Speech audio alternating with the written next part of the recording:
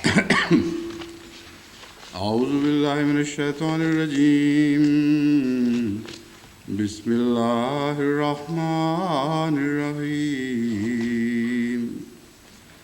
وما محمد إلا رسول قد خلت من قبله الرسل أفإن مات أو قتل انقلبتم على أعقابكم ومن ينقلب على عاقبيه فلن يضر الله شيئا وسيجزي الشاكرين. وما كان لنفس أن تموت إلا بإذن الله كتابا مؤجلا ومن يرد ثواب الدنيا نؤته منها ومن يرد ثواب الآخرة نؤته منها وسنجزي الشاكرين.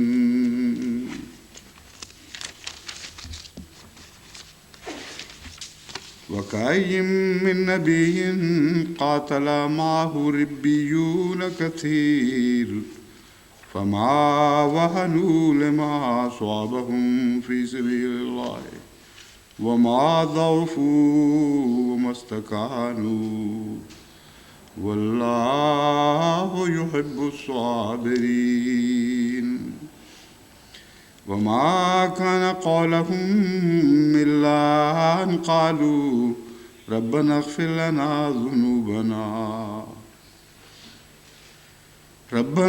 لنا ذنوبنا وإسرافنا في أمرنا وثبت أقدامنا وانصرنا على القوم الكافرين. وآتاهم الله ثواب الدنيا وحسن ثواب الآخرة والله يحب المحسنين. ترجمہ: اور محمد صرف اللہ کے رسول ہیں اور آپ سے پہلے جتنے رسول تھے سب گزر چکے ہیں، بس اگر یہ بھی فوت ہو جائیں یا قتل کیے جائیں تو تم اپنے ایڑیوں کے بل پھر جاؤ گے. وَمَنْ يَنْقَلِبْ عَلَىٰ عَقِبَیْهِ، اور جو بھی ایڑیوں کے بل پھر جائے یعنی واپس لوٹ جائے کسی حالت میں بھی، فَلَنْ يُضُرَّ اللَّهَ شَيْئًا، وہ خدا تعالیٰ کو ایک ذرہ بھر بھی نقصان نہیں پہنچا سکتا. اور اللہ تعالیٰ ضرور شکر گزار بندوں کو جزا عطا فرمائے گا. اور کسی جان میں یہ طاقت نہیں، یہ استطاعت نہیں ہے ان تموت الا باذن اللہ، کہ وہ مر بھی سکے اللہ کے اذن کے بغیر.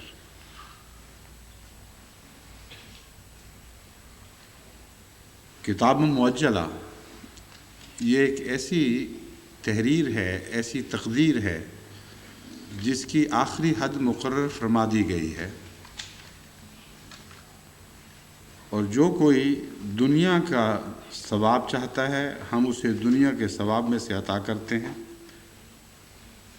اور جو کوئی آخرت کا ثواب چاہتا ہے ہم اس میں سے اسے عطا کر دیتے ہیں، اور ہم شکر گزار بندوں کو ضرور جزا عطا کیا کرتے ہیں. اور کتنے ہی نبی ہیں جن کے ساتھ بہت سے اللہ کے بندوں نے، اللہ والوں نے مل کر قتال کیا. فما وہنوا، وہ کمزور نہ پڑے اس وجہ سے جو ان کو تکلیف پہنچی، اس وجہ سے جو ان کو اللہ کی راہ میں تکلیف پہنچی وہ کمزور نہ پڑے، اور ان کے اندر کوئی کمزوری ظاہر نہ ہوئی، یعنی نہ اندرونی طور پر کمزور پڑے نہ ظاہری طور پر. یہ جو دو الفاظ ہیں وہنو اور ضعف، ان کی تفصیلی بحث آگے آئے گی لغت کے حوالے سے. ان کے گہرے معانی کا بھی ذکر ہوگا اور ان کے آپس کے فرق کا بھی، اس لیے سب سر دست ایک سرسری سا ترجمہ ہے۔ وَمَسْتَكَانُوا، اور کسی کمزوری کے نتیجے میں انہوں نے ذلت کا رویہ اختیار نہیں کیا، یعنی دشمن کے سامنے جھک نہیں گئے اور اپنی شکست کو تسلیم نہیں کیا، یعنی گر کر اور بد حالت میں پہنچ کر اپنی ناکامی کا اظہار کسی طرح نہیں ہونے دیا۔ واللہ یحب الصابرین، اور اللہ تعالیٰ صبر کرنے والوں سے محبت کرتا ہے۔ ایسی حالت میں جس کا ذکر پہلے گزر گیا ہے کہ خدا کی راہ میں ان پر مصیبتیں ٹوٹیں اور سخت مشکلات کا سامنا تھا۔ ما کان قولہم الا ان قالوا، ان کا قول اس بات کے سوا کچھ نہیں تھا کہ انہوں نے کہا ربنا اغفر لنا ذنوبنا، اے اللہ ہم سے جو کوتاہیاں ہوئی ہیں ہمیں بخش دے، اور ہماری کمزوریاں ہمارے نیکی کی جہاد کی راہ میں حائل نہ ہو جائیں، اور ان کا بد اثر ہمارے اعلیٰ مقاصد پر غلط رنگ میں اثر انداز نہ ہو۔ وَإِسْرَافَنَا فِي أَمْرِنَا، اور اپنے حقوق کی ادائیگی میں جو ہم سے غلطیاں ہوئی ہیں، ہم نے کوتاہیاں کی ہیں ایسے معاملات میں جو ہمارے سپرد ذمہ داریاں تھیں، ان کے نتیجے میں ہمارے مقصد پر کوئی بد اثر نہ پڑے۔ وَثَبِّتْ أَقْدَامَنَا، اور اس جہاد میں جو تیری خاطر ہم لڑ رہے ہیں اس میں ہمارے پائے ثبات میں لغزش نہ آئے، مستحکم ہوں، مضبوط قدموں کے ساتھ ہم اس راہ میں آگے بڑھتے رہیں۔ وَانصُرْنَا عَلَى الْقَوْمِ الْكَافِرِينَ، اور آخری مقصد ہم لازماً حاصل کر لیں، جو مقصد ہر جہاد کا مقصد ہے، کہ وہ لوگ جو خدا اور خدا کے نشانات اور اس کے نبیوں اور اس کی کتابوں کا انکار کرتے ہیں، اس کے احکامات سے منہ پھیرتے ہیں، ان پر ہمیں غلبہ عطا فرما دے، اور ان پر غلبے کے لیے ہماری نصرت فرما۔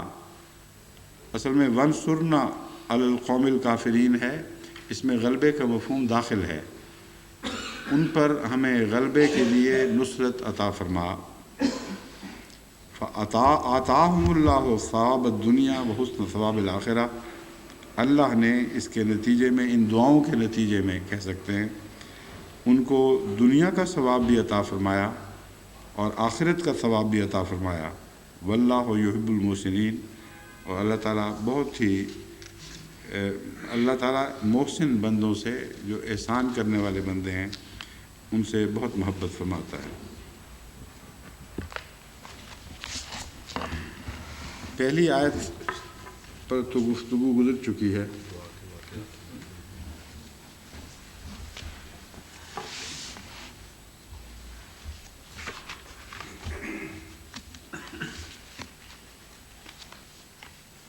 پہلی آیت لکھی ہوئی کہاں گئی؟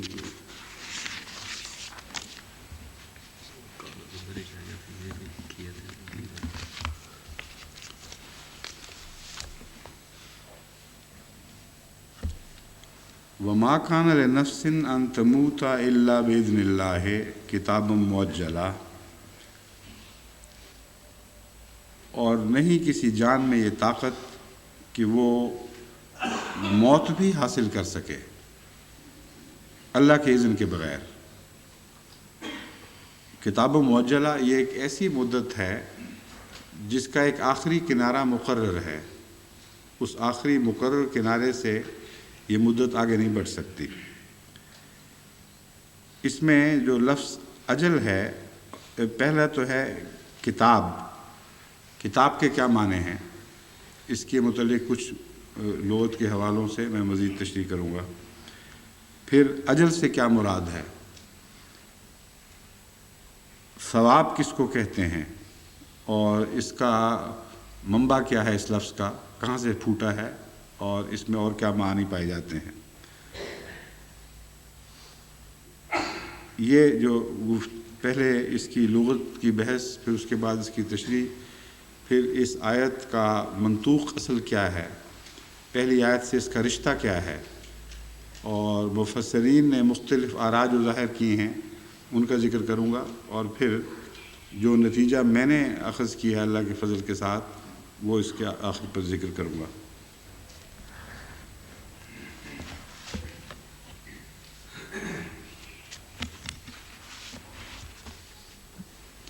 کتب الشیء یکتبہ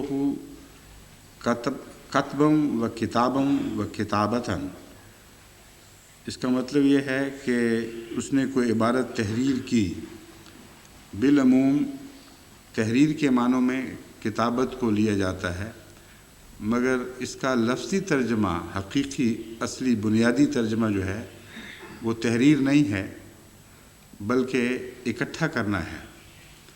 چنانچہ مختلف لغت کی کتب کے حوالوں سے یہی بات ثابت ہوتی ہے کہ یہ معنی اس میں کثرت استعمال کی وجہ سے داخل ہو گیا ہے، ان معنوں میں یہ کسی خاص وجہ سے مستعمل ہو گیا ہے لفظ، ورنہ کتاب کا مطلب تحریر کرنا نہیں ہے، کتاب کا مطلب اکٹھا کرنا ہے، مربوط کرنا ہے، ایک چیز کو دوسرے سے جوڑنا ہے۔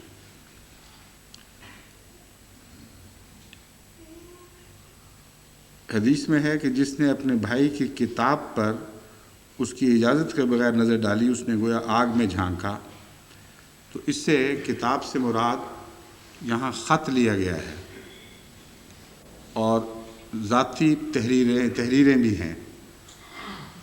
بس یہ ایک عجیب حدیث ہے جو حیرت انگیز ہے اس لحاظ سے کہ اس زمانے میں جب کہ تحریر کا زمانہ نہیں تھا اور بہت کم رواج تھا خطوط کا، ایک دوسرے کی طرف خطوط بھیجنے کا، اور اسی طرح پرائیویٹ تحریریں، اپنی ذاتی تحریریں رکھنے کا بھی کوئی رواج نہیں تھا، اس زمانے میں حضرت اقدس محمد رسول اللہ صلی اللہ علیہ وآلہ وسلم نے اس آئندہ زمانے کی بدی کو دیکھا جب کہ تحریروں نے چھا جانا تھا اور دوسروں کی تحریریں پڑھنے کا رواج عام ہو جانا تھا۔ یہ ایک بہت ہی اہم نقطہ ہے جو اس کی لغت کی بحث میں سامنے آتا ہے۔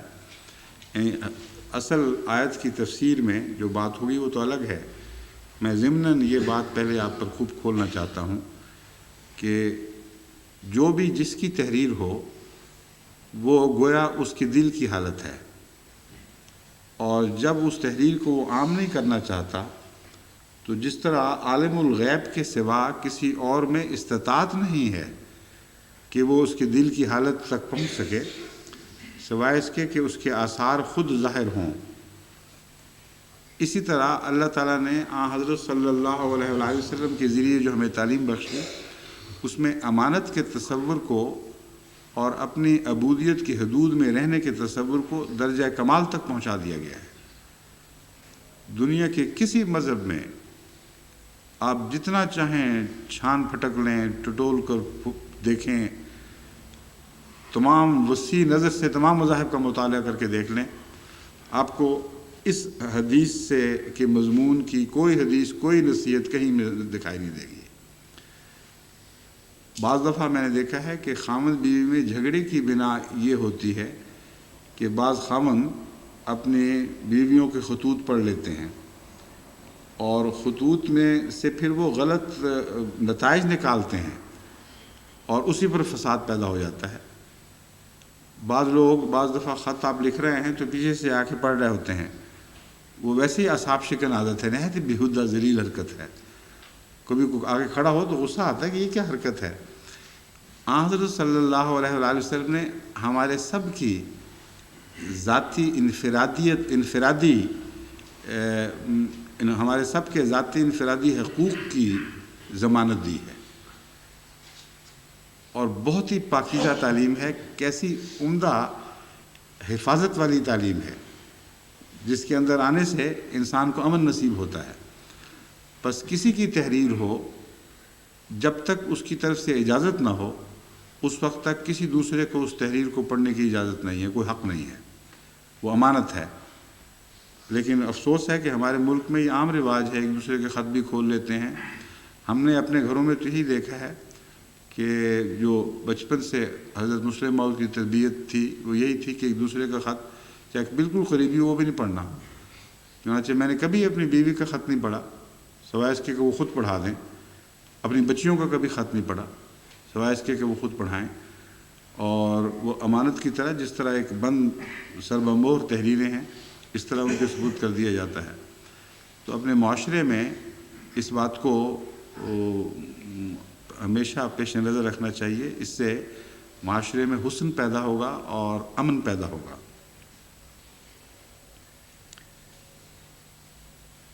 الکتاب جب کہا جاتا ہے تو اس سے مراد الہی کتب بھی ہوتی ہیں. یعنی اہل الکتاب، مثلا اہل الکتاب کہتے ہیں وہ لوگ جو خدا کی طرف سے نازل کردہ کتب کی طرف منسوب ہوں. صحف کے لیے بھی کتب کا لفظ استعمال ہوتا ہے. الکتاب الفرد و الحکم و القدر و، کتاب کا معنی فرض بھی ہے، حکم بھی ہے اور تقدیر بھی ہے. قرآن کریم میں ان تینوں معنوں میں استعمال ہوا ہے. والمکاتب العبد یکاتب علی نفسہ، ایسے غلام کو مکاتب کہتے ہیں جس کے اوپر جس سے مکاتبہ ہو. مطلب یہ ہے کہ اگر ایک غلام یہ ارادہ ظاہر کرے کہ میں اپنی قیمت اپنے مالک کو محنت کر کے لوٹا دوں گا، اور یہ تحریر لکھ دی جائے اس کے متعلق کہ یہ غلام اپنے مالک کو اپنی قیمت لوٹا دے گا، تو قرآن کریم کی تعلیم کی روح سے مالک کو پر بعض صورتوں میں فرض ہو جاتا ہے، لکھا جاتا ہے اس پر. یعنی ویسے تو کتابت بظاہر غلام پر ہے، لیکن در حقیقت یہ مکاتبت کا اثر مالک پر پڑتا ہے. اور قضائے اسلامیہ میں ایک غلام یہ اپیل کر سکتا ہے اگر مالک نہ مانے تو، اور درخواست دے کر قضاء کے حکم سے یہ تحریر لکھوا سکتا ہے کہ اس غلام کو اجازت ہے کہ اتنی دیر کے اندر محنت کر کے تو اپنی قیمت واپس لوٹا دے. چنانچہ خلفاء راشدین کے زمانے میں یہ ایسے واقعات ہوا کرتے تھے، اور غلاموں نے خلفاء کی عدالت میں اپیل کر کے اپنی آزادی کا حق کس طرح وصول کیا. تو دراصل ایسی تحریر کو ہی کہتے ہیں جس میں فرضیت آ جائے، جو حکم بن جائے، جو قانون کا درجہ اختیار کر جائے.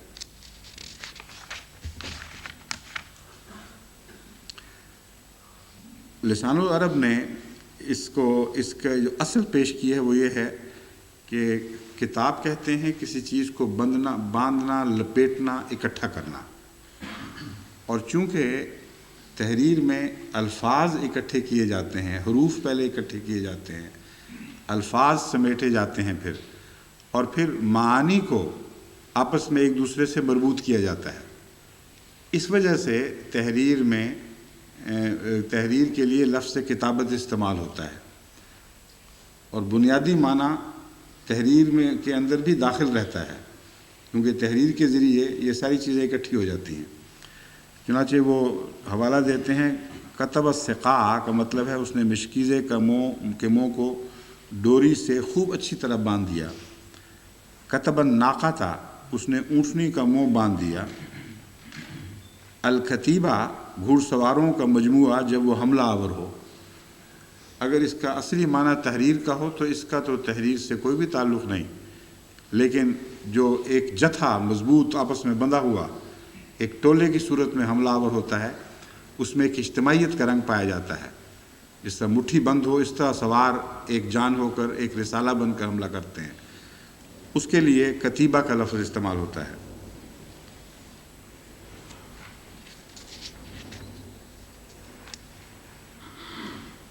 باقی وہی معنی ہیں.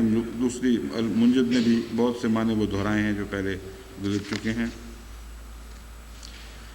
اب معجل لفظ کے متعلق میں بیان کرتا ہوں کہ اس کا اجل الشیء یاجلن اجلن کا مطلب ہے کوئی کام تاخیر سے ہوا ہو. دو لفظ ہیں جن کو عموماً ہم اردو میں ایک دوسرے کے ساتھ ابہام کر دیتے ہیں جن کا، اور ایک دوسرے کے درمیان تمیز نہیں رہنے دیتے، اور اس میں ہمارے تلفظ کا قصور ہے. ہم جب عین کو الف کی طرح پڑھتے ہیں اور الف کو عین کی طرح پڑھتے ہیں تو اجل اور اجل میں فرق نہیں کرتے، اور بالعموم جب لفظ معجل آئے گا تو یوں لوگ سمجھتے ہیں اس کا مطلب ہے جلدی سے ہونے والا، کیونکہ اجلت کا معنی ہے جلدی، اور جو لفظ یاجلن اجلن ہے الف سے حمزہ سے، اس کا مطلب ہے آخری کنارہ، تو عین سے اول کنارہ مراد ہو جاتا ہے اور الف سے یا حمزہ سے آخری کنارہ، تو یہ دو انتہاؤں کو ظاہر کرنے والے ملتے جلتے الفاظ ہیں۔ تو عجلت عین سے ہے اور معجل اس چیز کو کہتے ہیں جو جلدی کی جائے، اور اجل لفظ اجلن سے ہے جس کا مطلب ہے تاخیر سے، تو معجل کہتے ہیں جو اپنے انتہائی آخری کنارے تک پہنچا دی جائے، یعنی مدت کا وہ آخری کنارہ جس کے بعد وہ مدت ختم ہو جاتی ہے، اسے اجل کہیں گے۔ بعض اہل لغت نے اس مدت کو اجل کہا ہے جس مدت کے اندر کوئی کام کرنا ہو۔ میرے نزدیک یہ درست نہیں ہے، کیونکہ اجل کا لفظ جہاں بھی قرآن کریم میں استعمال ہوا ہے وہ مدت کے آخری کنارے کے لیے استعمال ہوا ہے، گویا کہ وہ آخری خط ہے جس کے بعد کوئی چیز آگے نہ گزر سکے۔ یاد رکھیں مدتیں دو معنی رکھتی ہیں۔ ایک مدت کا معنی ہے اس عرصے کے اندر اندر کام کر لو، ایک مدت کا معنی ہے اس عرصے کے اندر یہ کام نہیں کرنا جب تک یہ عرصہ گزر نہ جائے، بعد میں کرنا ہے۔ ان دونوں صورتوں میں ایک آخری خط کھینچا جاتا ہے، اور آخری خط سے مطلب ہے اس خط کے بعد، پہلی صورت میں مطلب یہ ہوگا کہ اس خط کے گزرنے کے بعد تمہیں یہ کام کرنے کی اجازت نہیں، دوسری صورت میں معنی یہ ہوگا اس خط کے آنے سے پہلے تمہیں کام کرنے کی اجازت نہیں۔ تو ایک صورت میں عملاً مدت بعد میں شروع ہوتی ہے، یعنی دوسری شکل میں معنوی لحاظ سے جو اجازت کی مدت ہے وہ اس خط کے بعد شروع ہوتی ہے۔ تو مدت کا معنی دراصل اس بات پر منحصر ہے کہ وہ خط کہاں اور کس غرض سے کھینچا گیا ہے، بس آخری خط کو ہی اجل کہتے ہیں، نہ کہ کسی عرصے کو۔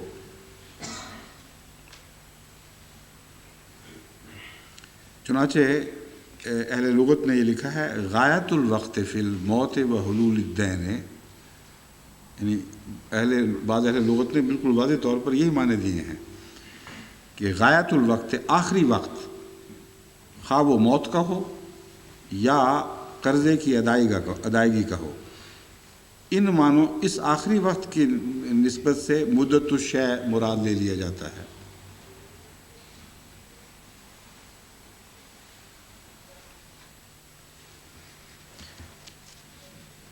تو قرآن کریم میں آتا ہے کتاب معجلہ، یہ ایک ایسی تحریر ہے جس کے ترجمہ کیا جس کی مدت مقرر ہے، مراد یہ ہے جس کا آخری کنارہ طے شدہ ہے، اس کے بعد پھر اس تحریر کا اثر ختم ہو جاتا ہے۔ یہ تحریر فلاں وقت تک چلے گی، بس دراصل وہ آخری معنی اس میں بھی پایا جاتا ہے۔ العاجلہ تبھی آخرت کو کہتے ہیں۔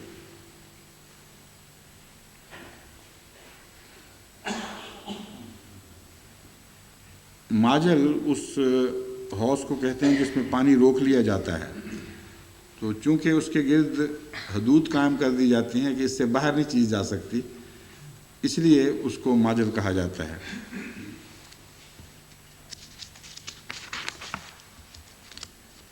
ثواب کا لفظ بھی بہت دلچسپ ہے، اس کی تحقیق میں بعض باتیں سامنے آئی ہیں۔ صابہ یصوب صوبم و صوبانم و صوبن کا مطلب ہے آدھا و رجا، وہ واپس آ گیا اپنی پہلی حالت کی طرف لوٹ آیا۔ بس لفظ جس میں سے واو بے آتے ہیں، الف سے واو الف بے، یہ تمام الفاظ خواہ مختلف معنی میں استعمال ہوتے ہوں، بنیادی طور پر لوٹنے کا کوئی معنی اپنے اندر رکھتے ہیں۔ اس حساب سے اہل لغت نے یہ بحث کی ہے کہ ثواب کیوں کہا جاتا ہے عمل کے جزا کو، کیا اس میں چیز لوٹتی ہے؟ تو جو باریک نظر والے اہل لغت ہیں انہوں نے بہت عمدہ نقطہ پیش فرمایا ہے۔ وہ کہتے ہیں دراصل عمل اپنی ذات میں ایک دکھائی دینے والا ڈھانچہ ہے، لیکن ہر عمل کے اندر ایک نیت ہے جو اس کی اصلیت کا فیصلہ کرتی ہے، اور ثواب کا تعلق اس کی اصلیت سے ہے۔ پس اگر بری نیت ہے تو اس کا عمل بری شکل میں ظاہر ہوگا، اور جب وہ اپنی اصلیت میں ظاہر کیا جاتا ہے سزا کی صورت میں، تو جو کام تھا وہ اپنی اصلیت کی طرف لوٹ گیا ہوا ہے کہ پتہ چلا کہ اس کی اصلیت کیا تھی، حقیقت کیا تھی اس کی۔ بظاہر نیک نیت سے انسان کام کہتا ہے میں یہ کام نیک نیت سے کر رہا ہوں، اور وہی کام ایک آدمی اور بھی کہہ رہا ہے میں نیک نیت سے کر رہا ہوں، اور دونوں کی نیتیں ٹکرا رہی ہیں۔ چنانچہ جتنی جنگیں ہوئی ہیں امن پھیلانے کی خاطر ہوئی ہیں نا، سب یہی کہتے ہیں ہم امن کی خاطر جنگ کر رہے ہیں، اور کوئی فریق، بعض دفعہ دونوں جھوٹے ہوتے ہیں مگر بعض دفعہ ایک فریق سچا اور ایک جھوٹا ہوتا ہے، تو نتیجہ جو خدا کی طرف سے مترتب ہو وہ ان کے کاموں کو ان کی اصلیت کی طرف لوٹا دے گا۔ خدا جب ایک فعل کو پسند کرتا ہے اور اس کا اچھا نتیجہ ظاہر کرتا ہے تو معلوم ہوا کہ وہ جو نظر آنے والا ایک فعل تھا اس کی حقیقت یہی تھی، اور وہ اپنی حقیقت کی طرف لوٹ گیا۔ جب خدا ناراضگی کا اظہار فرماتا ہے اور اس کے عمل کو رد کر دیتا ہے سزا کے ذریعے، تو گویا عمل اپنی اصلی حالت کی طرف لوٹا دیا گیا، ورنہ انسانی نظر نہیں پہچان سکتی کہ اس عمل کی حقیقت کیا ہے جب تک اللہ تعالیٰ کی طرف سے ثواب مترتب نہ ہو جائے۔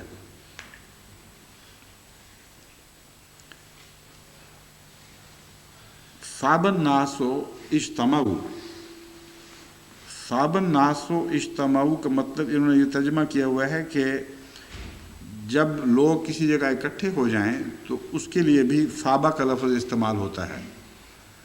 اس پر میں نے غور کیا کہ کیا وجہ ہے، بظاہر تو اس کا لوٹنے سے کوئی تعلق نہیں ہے، مگر قرآن کریم میں اس کی مثال پیش، میں نے آپ کو کہا تھا وہ آیت لکھ کے دیں مجھے، ہاں قرآن کریم پر غور سے دوسری مثالوں سے پتہ چلا کہ اس کے اندر بھی لوٹنے کے معنی ہیں۔ اصل میں پہلا گھر جو بنی نوع انسان کے لیے بنایا گیا ان کے فائدے کے لیے، اس کے متعلق اللہ تعالیٰ فرماتا ہے مثابۃ للناس وامنا، یہ وہ مرکزی مقام ہے جس سے انسانیت پھوٹی ہے، انسانی تہذیب، انسانی قدریں یہاں سے جاری ہوئی ہیں، اور پھر لوٹ کر اس کی طرف آنا ہے۔ پس چونکہ حج میں ہر سال آپ اس کی ایک لوٹنے کی ایک ظاہری تصویر دیکھتے ہیں، اور وہاں چونکہ اجتماع ہو رہا ہوتا ہے بڑا بھاری، اس لیے رفتہ رفتہ یہ لفظ محض اجتماع کے معنوں میں استعمال ہونا شروع ہو گیا، ورنہ اس کی حقیقت دراصل لوٹنے سے ہی تعلق رکھتی ہے۔ احل لکم لیلۃ الصیام الرفث الی نسائکم ہن لباس لہن، یہ دوسری جگہ کے لیے آیت تھی۔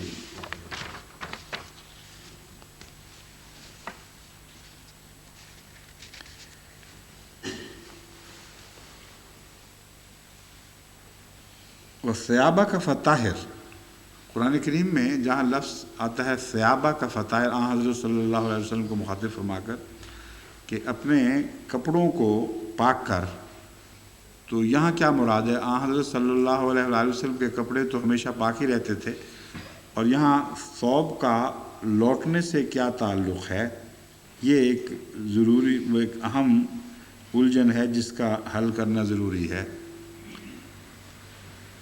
میں نے جہاں تک غور کیا ہے، ماں کے پیٹ میں جنین مختلف تہوں میں لپٹا ہوا ہوتا ہے اور نظر سے اوجھل ہوتا ہے،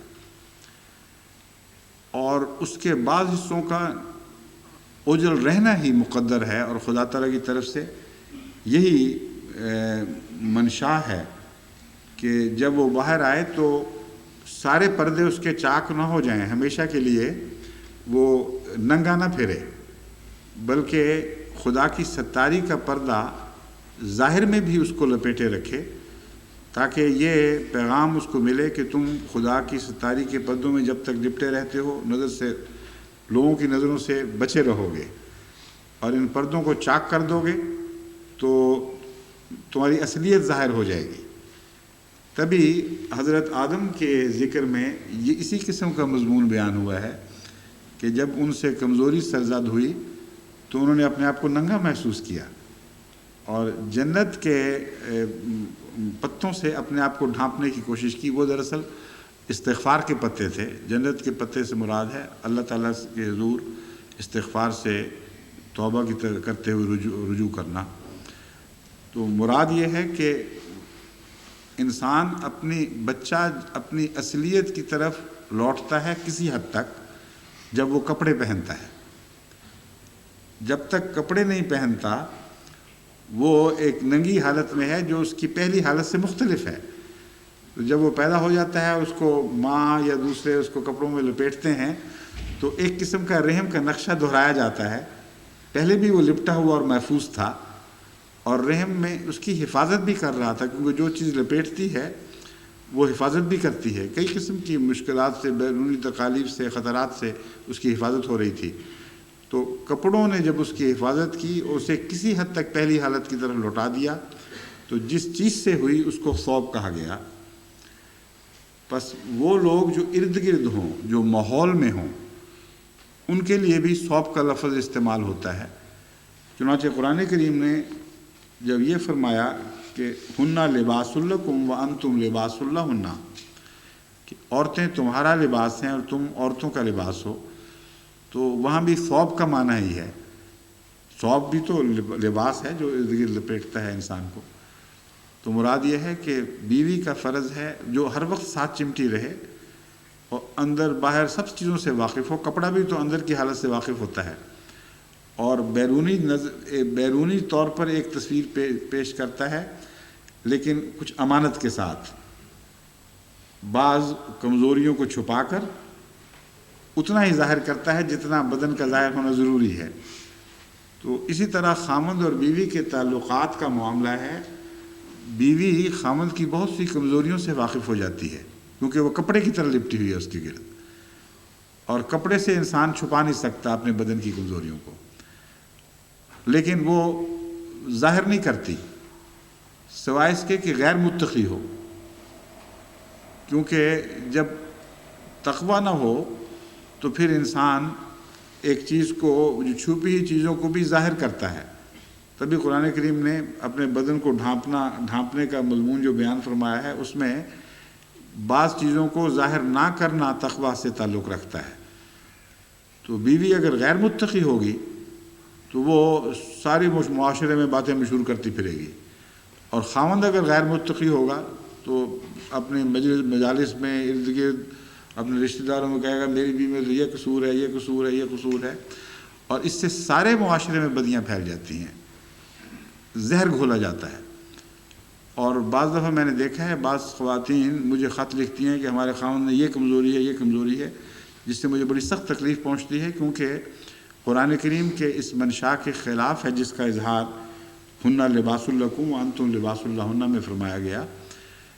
اگر کوئی ناقابل برداشت عادت ہے جو ظاہر کی جا سکتی ہے اور اصلاح کی خاطر ظاہر کی جانی ہے تو خاوند کے علم میں لا کر اس کو بتاتے ہوئے کہ میں مدد چاہتی ہوں وہ ظاہر کرنی چاہیے، یا پھر اس وقت یہ کمزوریاں عدالت میں ظاہر کرنی چاہیے جب یہ کمزوریاں لباس کے جسم سے علیحدہ ہونے کا تقاضا کریں، جب اس کے بعد وہ اس کا لباس نہ رہنے کا فیصلہ کرے۔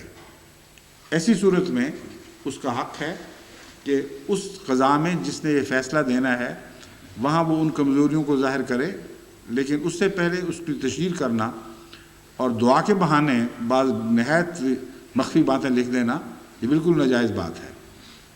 اگر درخواست کرنی ہے دعا کی تو یہ لکھا کریں کہ بعض کمزوریاں ہیں، کوشش کے باوجود چھوٹ نہیں رہی، مجھے فکر ہے آپ دعا کے ذریعے ہماری مدد کریں، اور اگر اصلاح کروانی ہے اور نظام اس میں پھر دخل دے گا تو پھر خاوند کو بتانا کہنا چاہیے کہ تمہاری یہ کمزوریاں اب ناقابل برداشت ہو رہی ہیں، میں یہ کپڑا دھلوانے لگی ہوں، پوشتہ جو تمہارے بدن سے چپٹا ہوا ہے وہ اب اس بات کا تقاضا کرتا ہے کہ بدن ٹھیک کیا جائے، ورنہ یہ کپڑا وہاں لگے گا نہیں، اچھا نہیں لگ رہا۔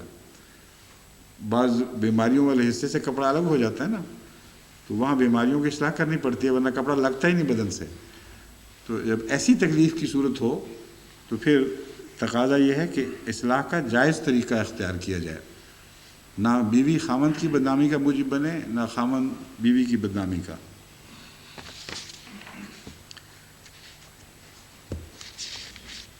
بس طاہر سیابہ کا طاہر سے مراد حضرت اقدس محمد رسول اللہ صلی اللہ علیہ وآلہ وسلم کا گرد و پیش ہے۔ وہ جو آپ کے ارد گرد رہتے تھے ان کو بطور خاص پاکیزہ کرو، کیونکہ جو ماحول انبیاء کے گرد ہو اسے خاص تقدس اور خاص اہمیت حاصل ہوتی ہے۔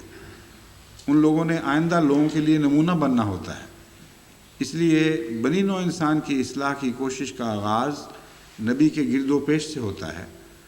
یہ مراد ہرگز نہیں کہ نعوذ باللہ رسول اللہ علیہ وسلم کے کپڑے نہ کسی پہلو سے ناپاک تھے تو اللہ نے فرمایا ان کو دھو کے صاف کر لو، نہ یہ مراد ہے کہ صحابہ گندے تھے۔ یہ ایک اصولی تعلیم ہے جس کا مطلب یہ ہے کہ ایک نبی کے ماحول کو ایک غیر معمولی اہمیت حاصل ہو جاتی ہے، اس لیے ضروری ہے کہ ان کی پاکیزگی کی طرف خصوصی سے توجہ دے۔ اہل بیت کی تطہیر کا جو مضمون ہے وہ بھی اسی سے تعلق رکھتا ہے، کیونکہ آپ کی ازواج مطہرات صوب کے لحاظ سے آپ کے قریب ترین تھیں، تو ان کے لیے بھی جو اہل بیت کی تطہیر کا مضمون قرآن کریم میں آتا ہے وہ اسی حکمت سے متعلق ہے کہ تمام بنی نوع انسان کے لیے ان لوگوں نے نمونہ بننا ہوتا ہے۔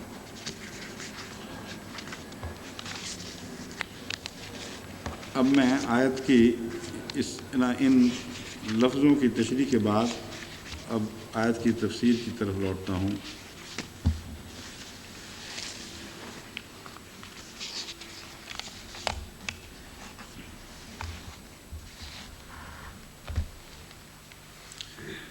وَمَا كَانَ لِنَفْسٍ أَن تَمُوتَ إِلَّا بِإِذْنِ اللَّهِ كِتَابًا مُؤَجَّلًا۔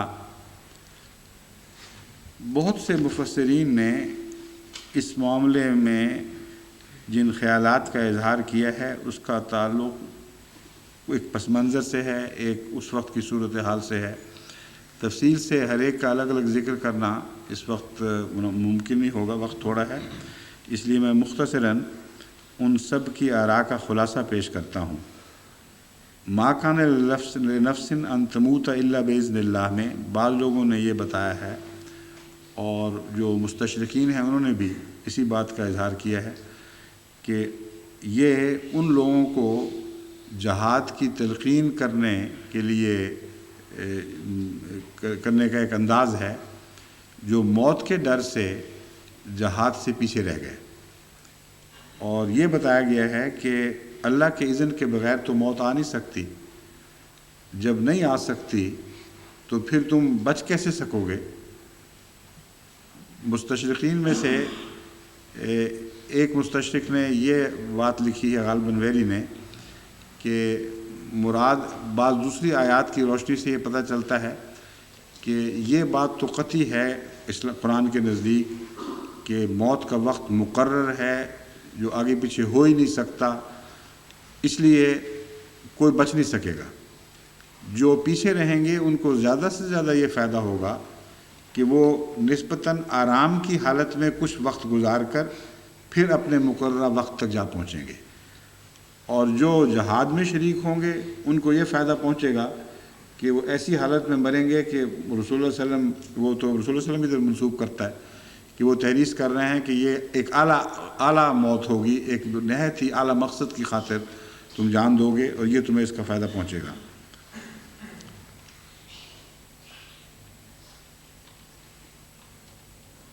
وَمَن يُرِدْ ثَوَابَ الدُّنْيَا نُؤْتِهِ مِنْهَا، جو کوئی دنیا کا ثواب چاہتا ہے ہم اس کو دنیا کا ثواب دے دیتے ہیں۔ اس سے مراد بہت سے مفسرین نے یہ لی ہے کہ وہ لوگ جو جنگ احد میں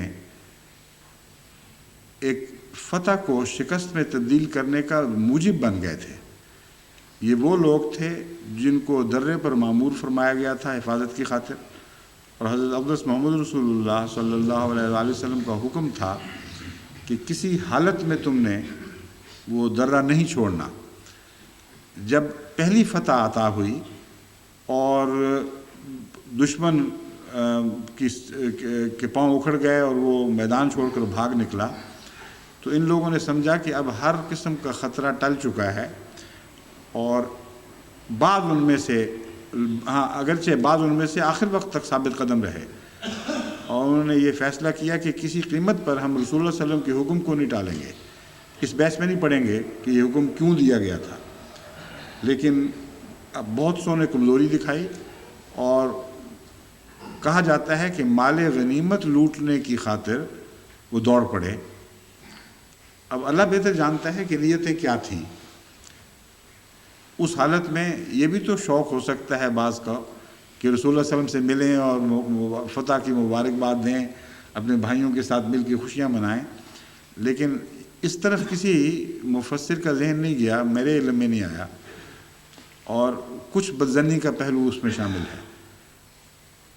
چنانچہ اسی نیت سے یہ اس واقعہ کی طرف منسوب کرتے ہیں کہ ان لوگوں نے ثواب دنیا کی خاطر اس حکم کو ٹال دیا، اور اس وجہ سے ان سے اللہ ناراض ہوا۔ حالانکہ ان میں نیک لوگ بھی تھے، بعض غلطیاں ہوئی ہیں، لیکن ایسی غلطیاں نہیں تھیں کہ جس کو رسول اللہ صلی اللہ علیہ وسلم نے فرمایا ہو کہ اب تم جہنمی ہو گئے، اب تم سے خدا کا تعلق کٹ گیا، تم ثواب آخرت سے ہمیشہ کے لیے محروم کر دیے گئے ہو۔ اگر ایسا کوئی ثبوت ہمیں احادیث نبوی سے ملتا تو اس آیت کو اس پر چسپاں کیا جا سکتا تھا، اس لیے میرے نزدیک اسے اس واقعے کی طرف چسپاں کرنا مناسب نہیں، بلکہ عمومی بحث ہے کہ بہت سے لوگ جو جہاد میں شریک نہیں ہوتے وہ دنیا کے فوائد کی خاطر شریک نہیں ہوتے، اور بہت سے ایسے ہیں جو جہاد میں شریک ہوتے ہیں اور دنیا کے فوائد کی خاطر شریک ہوتے ہیں۔ چنانچہ فیصلہ ثواب کا تعلق چونکہ اصلیت کی طرف لوٹنے سے ہے، فیصلہ خدا تعالیٰ وہی کرے گا جو اصلیت کا تقاضا ہے۔ چنانچہ ایک حدیث میں آتا ہے کہ حضرت صلی اللہ علیہ وسلم نے فرمایا، ایک شخص جہاد کرتا ہوا جان دے گا اور خدا اس سے پوچھے گا کہ تم بتاؤ تم نے کیوں جہاد میں شرکت کی تھی؟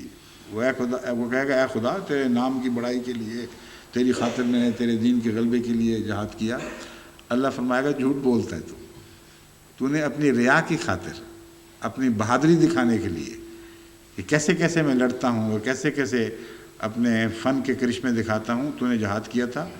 اس لیے ثواب چونکہ اصلیت سے کی طرف لوٹنے کا نام ہے، اس لیے ہر انسان کی شمولیت کا تعلق اس کی نیت سے ہے، اور ظاہری عمل کا فیصلہ نیت کے ساتھ جڑنے سے ہوگا، نہ کہ محض ظاہری عمل سے۔ تو ثواب دنیا میں دونوں طرح کے لوگ مراد ہیں، وہ لوگ جو جہاد میں شامل نہیں ہوئے تاکہ دنیا کے آرام حاصل کریں، وہ لوگ جو جہاد میں شامل ہوئے لیکن اور نیتیں لے کر شامل ہوئے، جیسا کہ حدیث سے ثابت ہے، ان کو پھر دنیا کا ہی ثواب ملے گا، اتنی نیتوں کا ثواب ملے گا جتنی نیتیں ان کی پوری ہو گئیں، یعنی وہ جزا وہی ملے گی جو ان کی نیتوں سے متعلق رکھتی ہے۔ وَمَن يُرِدْ ثَوَابَ الْآخِرَةِ نُؤْتِهِ مِنْهَا، اور جو آخرت کی نیت، ثواب کا نیت لے کر جہاد میں شامل ہوتا ہے، ہم اس میں سے اس کو عطا کرتے ہیں۔ وَنَجْزِي الشَّاكِرِينَ، اور ہم شکر کرنے والے بندوں کو اس کی جزا دیا کرتے ہیں۔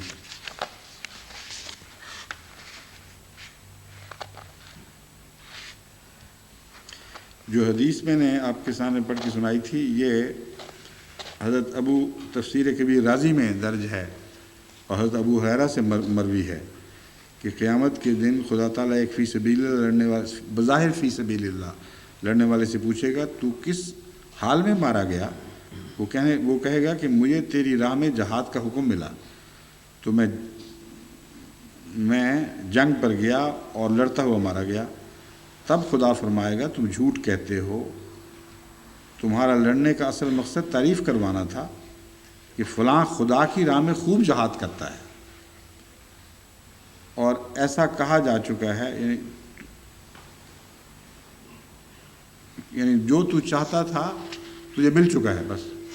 تو ثواب دنیا سے مراد یہ ہے کہ وہیں لڑتے ہوئے وہ مارا گیا، بات ختم ہو گئی، لوگوں نے یہ کہہ دیا، اس کی جزا پوری ہو گئی.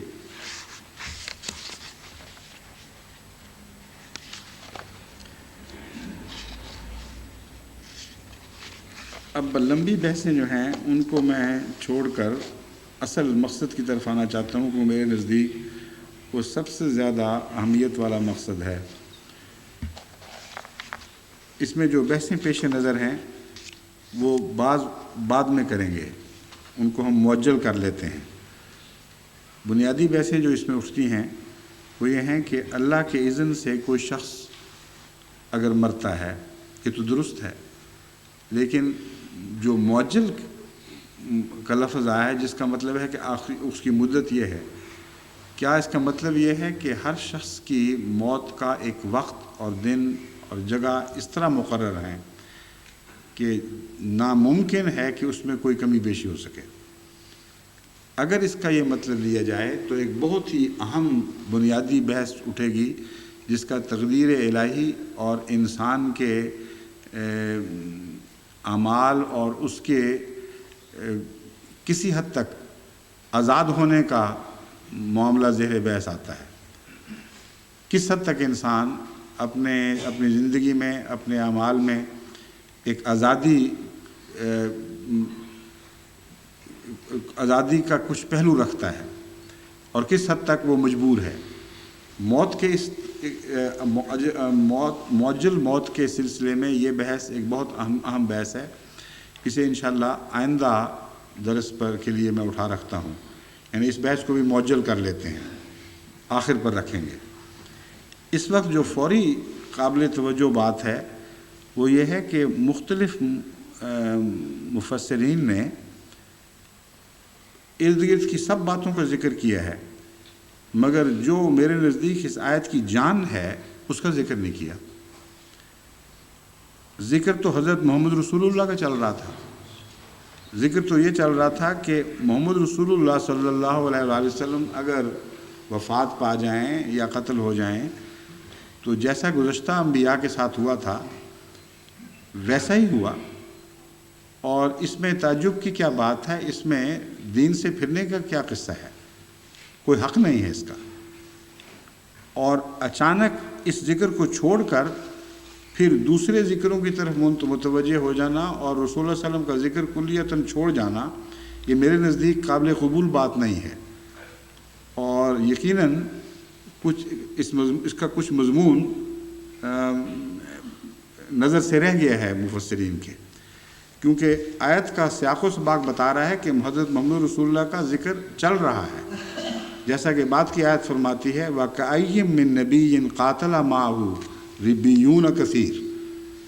جس طرح پہلی آیت میں حضرت صلی اللہ علیہ وآلہ وسلم کی وفات کا ذکر ہے اور اس کے حوالے سے پہلے نبیوں کی ایک مثال اور غیر نہ تبدیل ہونے والی سنت کا ذکر ہے، اسی طرح اس آیت کے بعد پہلے نبیوں کی ایک سنت کا ذکر چل پڑا. تو ان دونوں سنتوں کے درمیان یہ آیت ہے، یہ حضرت صلی اللہ علیہ وآلہ وسلم کے ذکر سے خالی نہیں ہو سکتی.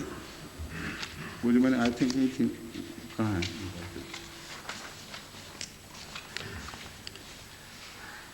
بس میں اس آیت کے دوسرے جو مفاہیم ہیں مفسرین کے ان کو میں رد نہیں کرتا، وہ اپنی اپنی جگہ درست ہوں گے.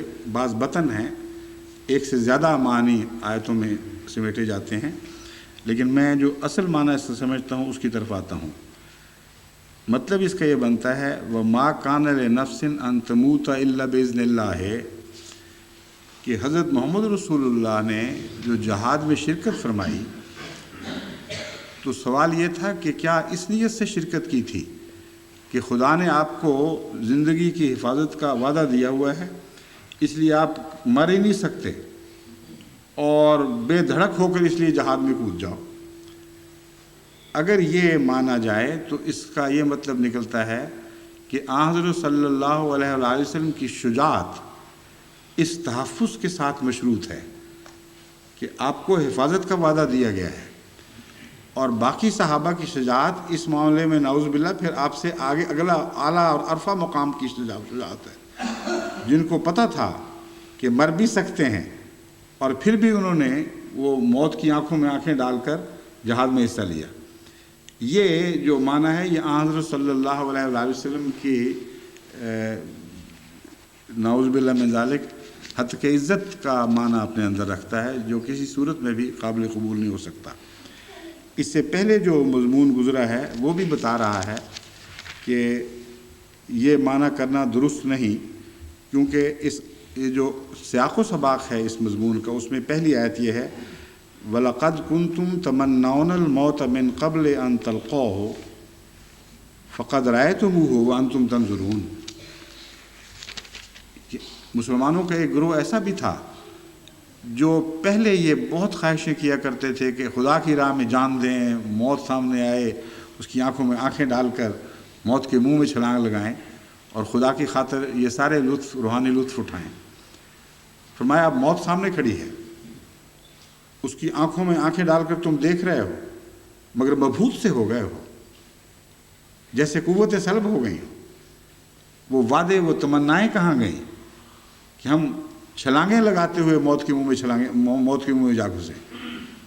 دیکھو جنگ احد نے موت کا ایک نقشہ تمہارے سامنے کھڑا کر دیا ہے۔ اس وقت کون تھا جس نے موت کی آنکھوں میں آنکھیں ڈالی اور چھلانگ لگائی؟ ہمارے آقا و مولا حضرت محمد مصطفیٰ صلی اللہ علیہ وسلم۔ حضرت علی کی روایت ہے کہ میں اس طرح محمد رسول اللہ علیہ وسلم کا مقام جگہ پہچانتا تھا کہ آپ کہاں ہیں، کہ جہاں سب سے زیادہ جنگ گھمسان کی ہو رہی ہوتی تھی، جہاں سب سے زیادہ موت منڈلا رہی ہوتی، جہاں سب سے زیادہ خطرہ ہوتا تھا، لازماً وہی میرے آقا و مولا حضرت محمد مصطفیٰ ہوا کرتے تھے۔ بس یہ کہنا کہ محمد رسول اللہ صلی اللہ علیہ وسلم نے اس نیت سے جنگ میں حصہ لیا، اس یقین سے کہ آپ کو تو خدا کی طرف سے زندگی کی حفاظت کا وعدہ ہے، آپ تو قتل ہی نہیں ہوں گے، یہ درست نہیں۔ اور جب آپ دل کی نیت کے معاملے پر نظر ڈالیں تو اس آیت کا یہ معنی بنے گا کہ محمد رسول اللہ کی بہت خواہش تھی، بہت تمنا تھی کہ میں بھی خدا کی راہ میں جاؤں، اس نیت سے شامل ہوئے تھے۔ وَمَا كَانَ لِنَفْسٍ أَن تَمُوتَ إِلَّا بِإِذْنِ اللَّهِ، مگر افسوس کہ یہ ہو نہیں سکا، کیونکہ اللہ کے اذن کے بغیر آپ کی جان قبول نہیں ہو سکتی تھی۔ خدا نے یہ معجل رکھا تھا اس بات کو، اللہ تعالیٰ کی تقدیر نے فیصلہ کیا تھا کہ یہ جان بعد میں میرے پاس آئے گی۔ اس مضمون کے اوپر قرآن کریم کی دوسری آیات بھی روشنی ڈالتی ہیں، جیسا کہ فرمایا قُلْ إِنَّ صَلَاتِي وَنُسُكِي وَمَحْيَايَ وَمَمَاتِي لِلَّهِ رَبِّ الْعَالَمِينَ۔ رسول اللہ صلی اللہ علیہ وسلم اپنی زندگی میں بھی خدا کی راہ میں ہر دم مرتے تھے، اور مرنے کی تمنا خدا کی راہ میں آپ کو بے چین رکھتی تھی، اپنی جان دینا چاہتے تھے کہ اللہ کی راہ میں۔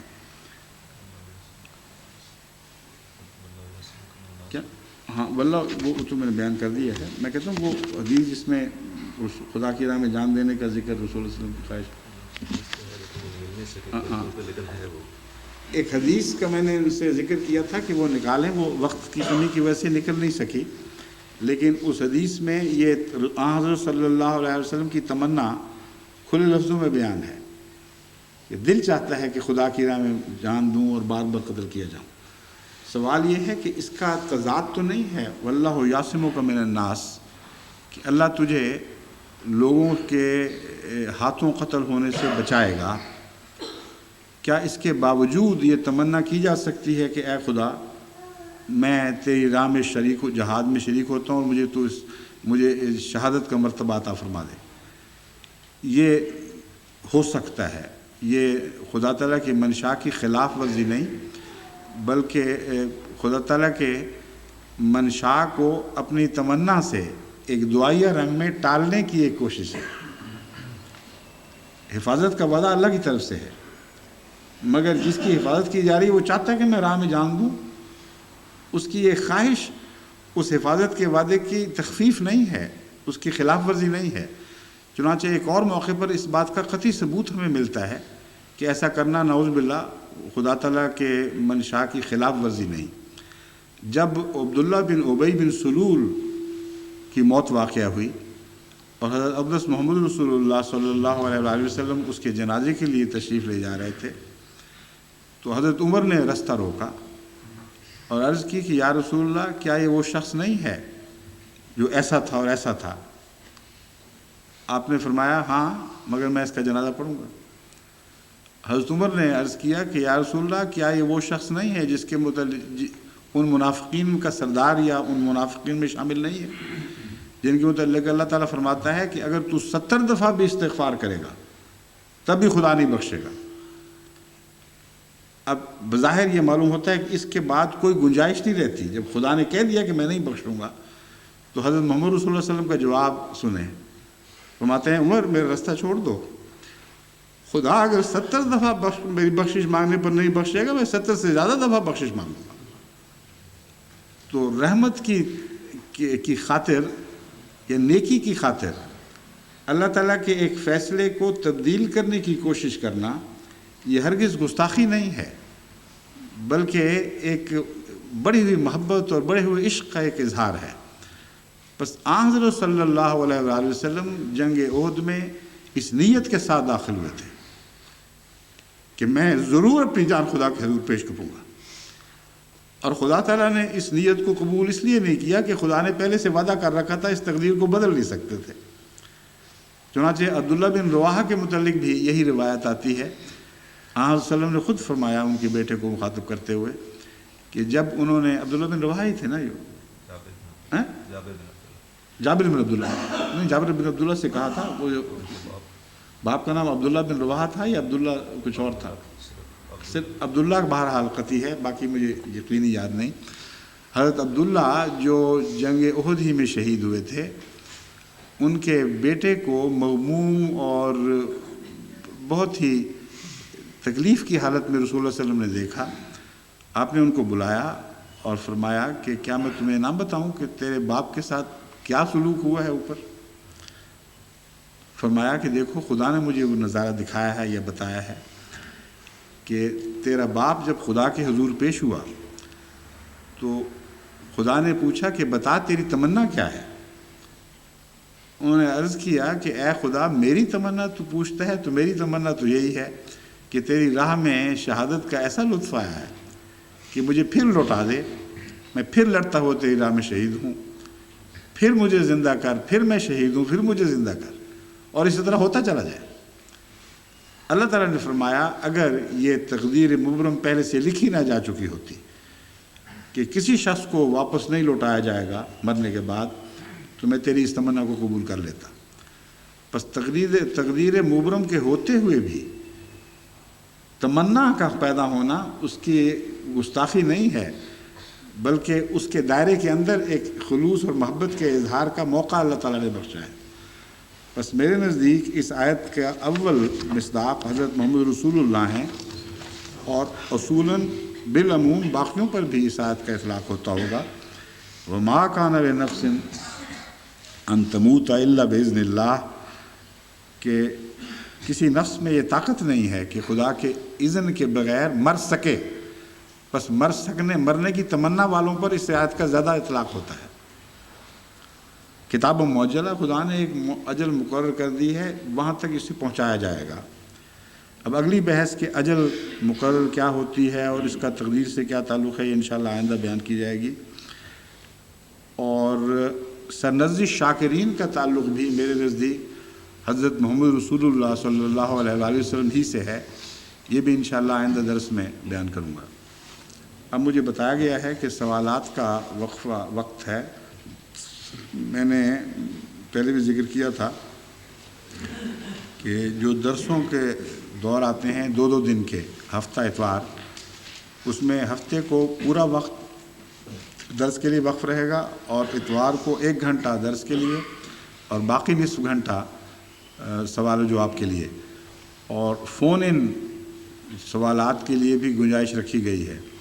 دنیا کے کسی خطے سے کوئی صاحب فون کر کے سوال کرنا چاہیں تو اس کا انتظام موجود ہے، وہ فوراً پہنچ جائیں گے۔ تو وقت تو مختصر ہے، سوال کرنے والے بہت زیادہ ہوں گے، مگر جتنا بھی ہو سکے انشاءاللہ۔ بتائیے کہ اب جو سوالات کیا ہیں؟ وہ ہیں تو مجھے تو، میں عالم الغیب تو نہیں ہوں، ریکارڈ ہیں تو وہیں ہوں گے، مجھے تو بتائیں جس نے جواب دینا ہے. ہیں اچھا سناؤ جی. یہاں کیوں نہیں منگوا لیا، آپ پڑھ کے سنا دیتے. ہاں منگوائیں، ان کے لیے مشکل بھی ہوگی، بعض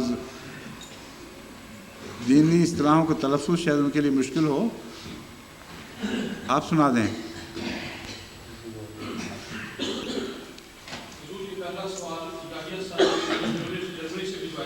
جی بتاتے ہیں فون پر کہ حضور نے آیت کو آپ عمر نے کا رسول کے بارے میں فرمایا ہے کہ اس کا نزول جنگ احد کے موقع پر ہوا تھا، جبکہ گزشتہ خطبہ جمعہ میں حضور نے بیان فرمایا تھا کہ قرآن کریم کا نزول رمضان مبارک میں ہوا تھا. اس کی وضاحت. وہ جو میں نے جہاں ذکر کیا تھا اس کے بعد معلوم ہوتا ہے سائل کو نیند آ گئی ہے، کیونکہ اس کے بعد یہ بھی بتایا تھا وہیں کہ شروع رمضان مبارک میں ہوا ہے، بعد میں سارا سال نازل ہوتا رہا، اور ہر رمضان میں اس حد تک اس وقت تک جو قرآن نازل ہو چکا تھا اس کی دہرائی کی جاتی تھی. اس لیے ان معنوں میں بھی یہ رمضان میں نازل ہونے والی بات درست ہے. تو وہ سنا ہی نہیں انہوں نے صحیح، تو میں اب کیا کہہ سکتا ہوں بیچارہ. دوسرا سوال یہ ہے کہ حضور انور نے قد خلت من قبل رسول کی تفسیر میں فرمایا ہے کہ سب رسول مرد تھے. ان کا سوال یہ ہے کہ کیا وجہ ہے کہ کوئی عورت کبھی رسول مقرر نہیں ہوئی؟ عورت کے اندر بعض خلقی کمزوریاں ایسی ہیں جن کے نتیجے میں وہ تسلسل کے ساتھ رسالت کے فرائض ادا نہیں کر سکتے، جن میں مثلاً حیض کا جاری ہونا، بچے کی پیدائش اور 9 مہینے تک پیٹ میں بچے کو اٹھائے پھرنا. پھر خلقی کمزوری میں اس کی عصمت پر حملے کی طاقت مردوں میں ہونا اور عورت میں یہ نہ ہونا کہ مردوں پر حملہ کر سکے زبردستی. یہ فرق ایسے ہیں جن کے نتیجے میں حکمت کا یہی تقاضا تھا کہ اتنی عظیم ذمہ داری عورت پر نہ ڈالی جائے، اس کے نازک کندھوں میں اس عظیم ذمہ داری کی برداشت کی طاقت نہیں ہے. بس یہ احسان ہے نہ کہ سزا.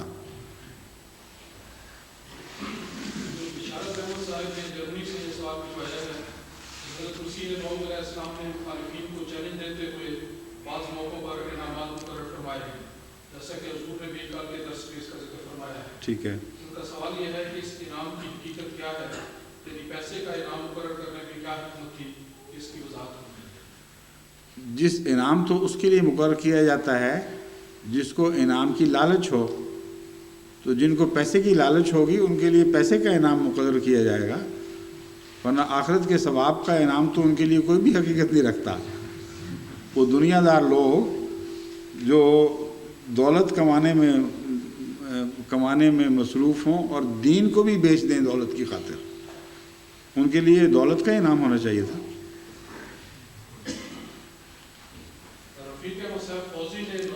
لیکن پرانے زمانے میں جو 1000 روپے کی قیمت ہوتی تھی آج وہ بالکل مختلف ہے. اس لیے آج وہ سائل نے کسی نے سوال نہیں کیا، ورنہ یہ ہونا چاہیے تھا کہ 1000 روپے کا اتنے بڑا انعامی چیلنج، اس زمانے میں 1000 روپے بہت بڑا ہوتا تھا اصل میں. آگے چلیں.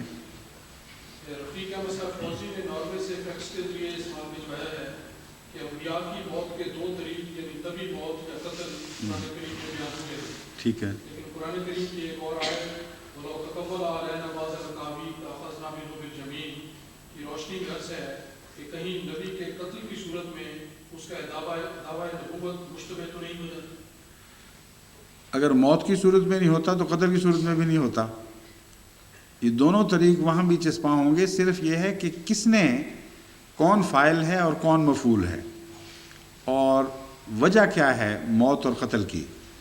اگر خدا کی ناراضگی وجہ ہے اور کسی نے جھوٹ بول کر خدا تعالیٰ کو ناراض کیا اور اس ناراضگی کے اظہار کے طور پر اللہ تعالیٰ کسی کو ایسے رنگ میں قتل کرواتا ہے یا ایسے رنگ میں مارتا ہے کہ موت اور قتل کا انداز اللہ کی ناراضگی کو ظاہر کرنے والا ہو، تو پھر اس آیت کا اطلاق ہوگا، بصورت دیگر نہیں. بس ہر نبی نے مرنا اور قتل ہونا ہے. اس کے مرنے اور قتل ہونے میں اور ایک ظالم اور دھوکے باز کے مرنے اور قتل ہونے میں بظاہر فرق نہیں، مگر ایک بڑا بھاری فرق ہے. ایک گندے مقصد کے لیے مرتا ہے اور گندے مقصد کے میں ملوث ہو کر قتل کیا جاتا ہے.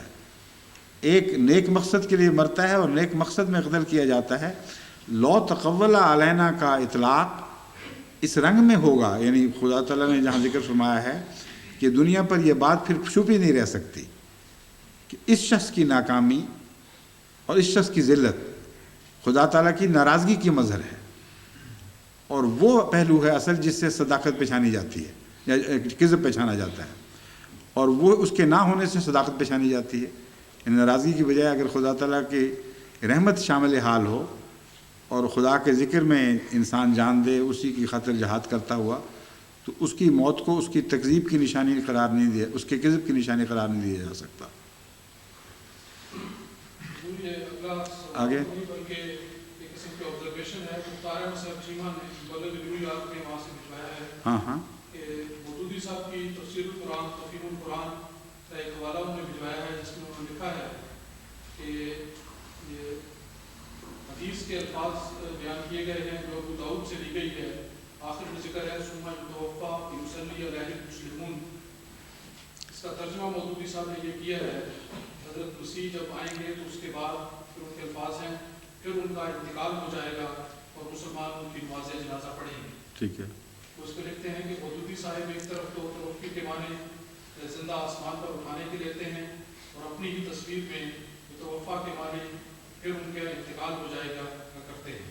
وہ ان کے نزدیک دوبارہ دنیا میں آنے پر توفی کے معنی نہیں مودودی صاحب پر جو اعتراض ہے وہ اس یہاں درست نہیں ہے. مودودی صاحب نے توفا کے معنی میں موت کی نفی نہیں کی کہیں، بلکہ تسلیم کرتے ہیں کہ آج تک جب بھی اس کا استعمال ہوا موت ہی کے معنوں میں ہوا، لیکن یہاں استثناء اس لیے ہے کہ پہلی دفعہ ایک واقعہ آسمان پر جانے کا ہوا ہے، اس لیے خدا کو اس کے سوا چونکہ لفظ کوئی اور نہیں ملتا تھا اٹھانے کے لیے، اس لیے مجبوراً توفی کا لفظ استعمال کر لیا. حالانکہ تسلیم شدہ حقیقت ہے کہ آج تک کبھی یہ لفظ کسی انسان پر اس کی موت ظاہر کیے بغیر استعمال نہیں ہوا. بس وہ چونکہ موقع بعد کا ہے، مولوی صاحب کا کام گزر چکا بن چکا ہے، اب فرق کوئی نہیں پڑتا، بے شک توفی کا معنی اپنی اصلیت کی طرف لوٹ آئے. سمجھ گئے؟ اچھا، تو اس کا مطلب ہم پھر دوبارہ درس شروع کر دیتے ہیں پھر.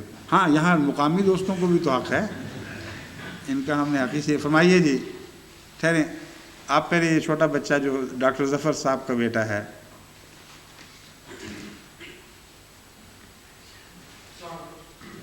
وعلیکم السلام.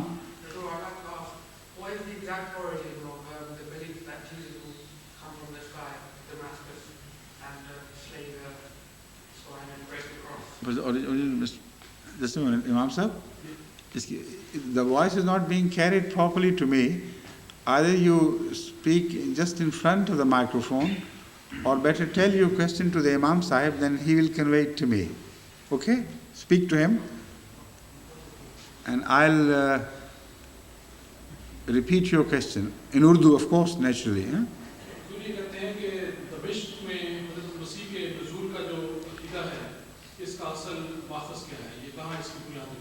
حدیث ہے لیکن دمشق میں کا لفظ کہیں نہیں میں نے پڑھا. شرقیہ دمشق ہے، دمشق کے مشرق میں. بس وہ کسی ایسی جگہ جو دمشق کے مشرق میں واقع ہو وہ واقعہ ہوگا. اور یہ دیکھنے والی بات ہے کہ جغرافیائی نقطۂ نگاہ سے قادیان دمشق کے کس طرف واقع ہوتا ہے. اگر وہ مشرقی میں ہے جیسا کہ ہے تو پھر اس مشرق کی کوئی حد بندی تو حدیث میں موجود ہی نہیں ہے. جہاں تک یہ خیال ہے کہ دمشق میں کوئی منارہ ہو اور شرقیہ دمشق سے یہ معنی لیا جائے کہ دمشق کے مشرق میں کوئی ایسا منارہ موجود ہے، تو جہاں تک میں نے تحقیق کروائی ہے اول قطعی طور پر ثابت ہے کہ حضرت محمد رسول اللہ صلی اللہ علیہ وآلہ وسلم نے جب یہ فرمایا تو دمشق کے مشرق میں کوئی ایسا منارہ نہیں تھا جس کی طرف اشارہ فرمایا گیا ہو، یعنی مشرقی دمشق اگر معنی لیا جائے. اور آج بھی اس شکل کا کوئی ایسا منارہ وہاں موجود نہیں جس کے متعلق ہم کہہ سکیں کہ مسیح اس مینار پر نازل ہوگا. پھر اس منارے کے متعلق ایک اور یہ بھی اشارہ ملتا ہے کہ اس کی سیڑھیاں نہیں ہوں گی اور مولوی جا کے سیڑھیاں لگائیں گے. تو وہ منارہ دمشق میں نے احمدیوں کو کہا تھا تلاش کر کے بتائیں کہاں ہے، ان کو کوئی نظر نہیں آیا. تو لازماً اس کے معنی دو طرح سے ہیں. اول اگر ظاہر پہ محمول کرنا ہے تو دمشق کے مشرق میں کسی طرف وہ واقع ہوگا، اور دوسرے اس کا جو اصل حقیقت ہے وہ یہ ہے کہ اس کے معنی روحانی اور مذہبی رنگ میں کرنے چاہیے. مذہبی اصطلاحوں کے جو طریق ہیں حل کرنے کے، ان کو اختیار کرنا چاہیے. منار سے میں مراد یہ سمجھتا ہوں کہ دو طرح کے پیغام اس میں ہیں. ایک تو منار کا بلندی پر واقع ہونا، اس کے اعلیٰ دلائل اور ان تائیدات الہی کی طرف اشارہ ہے جن کے ساتھ وہ نازل ہوگا، ورنہ نزول فی ذات ہی اس کا نشان نہیں ہوگا. یہ بہت اہم بات ہے جس کو غور سے سننا چاہیے. اگر نزول اتنا واضح اور قطعی ہے کہ سارے دیکھ رہے ہیں تو پھر مینار پر اترنے کی کیا ضرورت ہے؟ اصل قوی دلیل جو سلطان کا درجہ رکھتی ہے وہ تو اس کا ظاہری نزول ہے. فرشتوں کے ہاتھوں پر کندھے پر رکھا، وہ چاہے گڑھے میں اترے، چاہے مکان پر اترے، چاہے منار پہ اترے، وہی دلیل کافی ہے کہ لوگوں نے دیکھا کہ فرشتوں کے کندھوں پر ہاتھ رکھتے ہوئے اترا. لیکن وہ پہلو لوگوں کی نظر سے مخفی گویا کہ مخفی ہے. جب وہ نازل ہوتا ہے تو سفید منار پر نازل ہوتا ہے. جو دیکھ سکتے ہیں لوگ وہ منار پر دیکھ سکتے ہیں، منار تک دیکھ سکتے ہیں. اور خدا نے کس طرح کسی کو بھیجا یہ ان کی نظر سے اوجھل رہتا ہے عملاً، جس کا مطلب ہے کہ وہ ظاہری منظر نہیں ہے جس کی تصویر کشی کی گئی ہے. خدا کی طرف سے آنا مراد ہے، اور وہ پہلو انسان کی نظر سے ہمیشہ اوجھل رہتا ہے جب تک خدا اس کے دلائل اور اس کے قرائن یا واضح قطعی اس کے لیے اس کے حق میں شہادتیں مہیا نہ فرمائے. پس زمین پر جب خدا کی طرف سے آنے والا آ کر پیغام دیتا ہے تو ایسا ہی ہے جیسے ایک بلند مینار پر کھڑے ہو کر وہ دنیا کو مخاطب کرے. اور منار کی بلندی بتاتی ہے کہ اس کا پیغام دور دور تک پہنچے گا، اس کی آواز دور دور تک سنائی دے گی، وہ نمایاں ہو جائے گا. اور اس حیثیت سے سفیدی مینار کا رنگ، مینار کی سفیدی یہ ظاہر کرتی ہے کہ وہ امن کا پیغمبر بن کے آئے گا، کیونکہ منار دلائل کی عظمت اور مرتبے کی عظمت کی طرف اشارہ کرتا ہے، اور سفیدی کا رنگ امن کے پیغام کی طرف اشارہ کرتا ہے. بس یہ دو صفات ہوں گی مسیح کی جن کے ساتھ وہ ظاہر ہوگا، اور ان صفات کے ذریعے وہ پہچانا جائے گا. ورنہ یہ فرماتا اللہ تعالیٰ کہ عثمان سے اترے گا، چونکہ اتنا واضح نشان ہے کسی اور نشان کی ضرورت ہی کوئی نہیں. جب بھی کوئی فرشتوں کے کندھوں پر ہاتھ رکھ کے اترے گا فوراً تو قبول کر لینا. تو میں تو اس کا یہ معنی ان وجوہات سے کرتا ہوں، اور اس پر یہ جو گفتگو ہے یہ نسبتاً ثانوی ہو جاتی ہے کس طرف. لیکن بعض دفعہ ایک مضمون میں کچھ ظاہری اشارے ہوتے ہیں، کچھ مخفی اشارے ہوتے ہیں. اگر مشرق کو ظاہری اشاروں میں سمجھنے کی کوشش کی جائے تو پھر یہ اشارہ تو بہرحال ملتا ہے کہ جس طرح بھی جہاں بھی اس مسیح کا نزول ہوگا وہ دمشق کے مغرب میں نہیں ہوگا، مشرق میں ہوگا. ایک اور پہلو جو میں ایک پیغام جو میں اس سے سمجھتا ہوں وہ یہ ہے کہ دراصل دو منتظر ہیں مسیح کے، مغربی اقوام بھی اور مشرقی اقوام بھی. اہل مغرب میں عیسائی منتظر ہیں، اور وہ بھی یہی سمجھتے ہیں کہ وہ آسمان سے نازل ہوگا، لیکن عیسائی دنیا میں نازل ہوگا. اور دمشق یا شام کی وہ حد، وہ آخری حد ہے جو مغرب اور مشرق میں فرق کرتی ہے، اور وہاں تک آ کے مغربیت ختم ہو جاتی ہے اور مشرقیت شروع ہو جاتی ہے. تو اللہ تعالیٰ نے یہ خبر دی ہے گویا کہ عیسائی دنیا بھی تو انتظار کر رہی ہے، مغربی قومیں بھی انتظار کر رہی ہیں، لیکن اللہ تعالیٰ ان کے انتظار کو جھوٹا کر دکھائے گا. ان قوموں میں یعنی دمشق کے مغرب میں کسی کا نزول نہیں ہوگا. اگر ہوگا تو دمشق کے مشرق میں یعنی اہل اسلام میں نزول ہوگا، اور معنوی لحاظ سے میرے نزدیک یہی معنی زیادہ پختہ اور قرین عقل ہے۔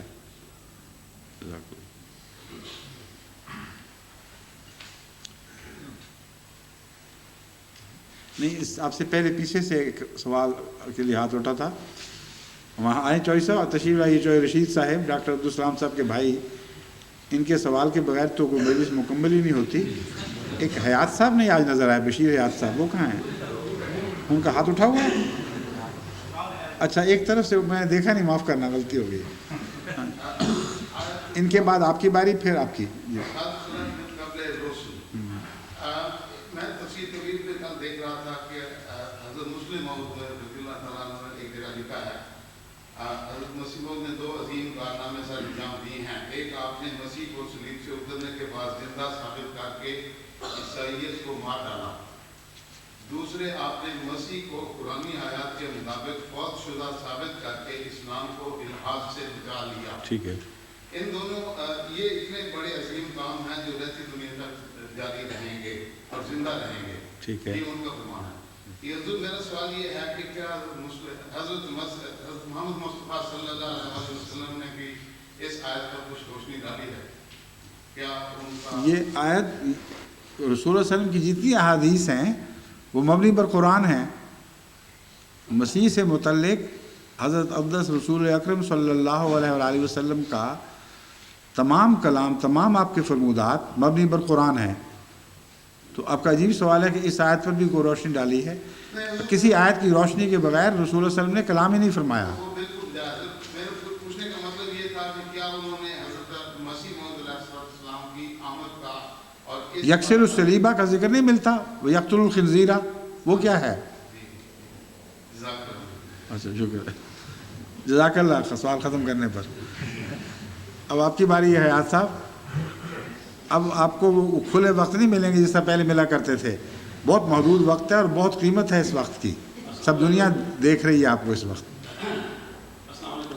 دنیا کو دکھا بھی دیں، میں نے کہا دنیا دیکھ رہی ہے۔ اچھا نہیں، اس کیمرے کے ذریعے ہیں آ رہے ہیں؟ اچھا اچھا اچھا، دوسرے کیمرے سے، ٹھیک ہے، معاف کرنا۔ ہاں جی، حضور نے آج کے درس میں حضرت آدم علیہ السلام کے متعلق فرمایا ہے، عیسائیوں کا عقیدہ ہے کہ حضرت آدم علیہ السلام نے گناہ کیا، اس کے بعد اللہ تعالیٰ نے انسانوں کو رحم کر کے اپنا اکلوتا بیٹا بھیجا تاکہ وہ بات سنیں، اس سوال کا اس درس سے تعلق ہے؟ حضور یہ ہے کہ حضور نے فرمایا کہ حضرت آدم علیہ السلام نے جو نافرمانی کی تھی، میں نے کب کہا تھا نافرمانی کی ہے؟ ہیں؟ پھر انہوں نے وہ کسی پرانے درس میں کہا تھا کچھ؟ آج کے درس میں حضور نے فرمایا کہ پھر وہ اوڑھنے لگے۔ ہیں؟ نافرمانی تو نہیں میں نے کہا تھا، میں نے کہا تھا کسی معاملے میں کوتاہی کوئی ان سے ہوئی ہے اور اس کے نتیجے میں وہ اپنے پتوں سے ڈھانپنے لگے، ٹھیک ہے، پھر تو اس کے سلسلے میں وہ تو ضمنی بات تھی، اصل درس کا حصہ تو نہیں تھا۔ اب چھوڑ ہی دیں اس وقت، بعد میں پھر سوال کر لینا، ایک اور لمبی بحث چل پڑے گی بے وجہ۔ آپ فرمائیں۔ جی، السلام علیکم۔ وعلیکم السلام ورحمۃ اللہ۔ یہ سوال کل کے درس سے مطابق ہے۔ ایسا معلوم ہوتا ہے کہ آن صلی اللہ علیہ وسلم کے وقت بھی عیسائیوں میں یہ عقیدہ نہیں تھا کہ حضرت عیسیٰ علیہ السلام بچے عنصری آسمان پر اٹھائے گئے ہیں۔ کیا حضور اس بات یہ معلوم کیوں ہوتا ہے آپ کو؟ اس لیے کہ حضرت عمر نے اس وقت اس کا کوئی حوالہ نہیں دیا کس کا؟ کہ جب آن صلی فوت ہو گئے اور حضرت عمر نے کہا کہ آن صلی فوت نہیں ہوئے تو اس وقت آپ نے یہ کیوں کہا ہے کہ عیسائیوں میں یہ عقیدہ نہیں تھا؟ میں یہ سمجھتا یہ غلط ہے۔ اگر آپ یہ نتیجہ نکالتے کہ مسلمانوں میں یہ عقیدہ نہیں تھا، پھر بات درست ہے۔ چلے نہیں ہے یہی۔ میں اپنے الفاظ سے اس طرح بدلتا ہوں کہ مسلمانوں میں یہ عقیدہ نہیں تھا، ہاں، تو پھر کیا حضور یہ ارشاد فرمائیں گے کہ مسلمانوں میں پھر عقیدہ کیسے آ گیا؟ اس کی وجہ یہ ہے کہ ایک طرف تو قرآن کریم نے قطعی طور پر آپ کی موت پر حکم لگا دیا، دوسری طرف احادیث میں مسیح کے نازل ہونے کے لفظوں کے ساتھ اس کی آمد ثانی کی پیشگوئی موجود ہے، اور کثرت سے یہ پیشگوئیاں ملتی ہیں۔ تو اس پر مسلمانوں نے یہ سمجھا آہستہ آہستہ عیسائیوں کے اس عقیدے کے زیر اثر، جیسا کہ کل میں نے ایک مسلمان عالم کا یہ خیال پڑھ کے سنایا ہے کہ یہ عقیدہ رفتہ رفتہ عیسائیوں کی طرف سے مسلمانوں میں داخل ہوا ہے۔ وہ چونکہ مسیح کی جسمانی آمد ثانی کے قائل تھے اور احادیث نبوی میں نزول کا لفظ ملتا تھا، حالانکہ کسی حدیث میں زندہ آسمان پر چلے جانے کا کوئی ذکر نہیں ملتا، نہ قرآن کریم میں جسم سمیت آسمان پر اٹھائے جانے کا کہیں ذکر ملتا ہے، لیکن اس آنے کا چونکہ ذکر تھا، اس لیے عیسائی اثر عقیدے کو قبول کرنے میں ایک قسم کی ذہنی غفلت ہو گئی، اور بالعموم یہ تاثر تھا کہ آنا ہے تو گیا ہوگا نا، اور چونکہ نزول کے لفظ سے ظاہری جسم سمیت اترنا مراد لیا گیا، اس لیے عیسائیوں کے عقیدے کے ساتھ ہم آہنگی ہو گئی۔ یہ ہے وجہ جو رفتہ رفتہ یہ عقیدہ مسلمانوں میں داخل ہو گیا، بلکہ بہت سے حصے میں جڑ پکڑ گیا، لیکن آغاز میں ہر جگہ یہ عقیدہ دکھائی نہیں دیتا، جیسا کہ میں نے حوالے پیش کیے ہیں۔